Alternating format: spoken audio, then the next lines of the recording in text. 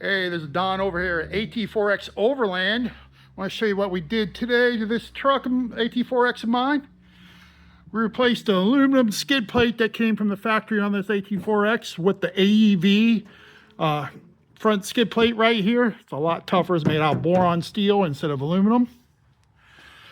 We got the, by the way, they call that the independent front suspension skid plate for those who are interested. Then we got the transfer case skid plate. It used to have this tiny little metal strip just right underneath the transfer case there. Now it's this big, giant boron steel skid plate. Very beefy, and if you have a diesel, it's got a port right here where you can get access to your fuel filter. Not needed on here.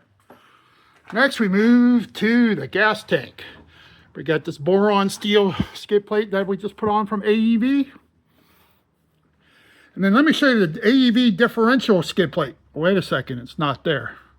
Well, I ordered from Summit Racing, and somehow they screwed up the part number to AEV, so when they drop shipped it, they sent me a spare tire rack for a Colorado. That's what we found in the box when we opened it, so we're gonna have to get to that later.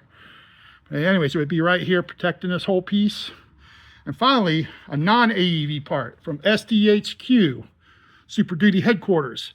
These lower shock mount protectors. Since we use inboard shocks, they just tend to stick out here on the bottom, and this will keep you from hopefully grinding down the stock mount.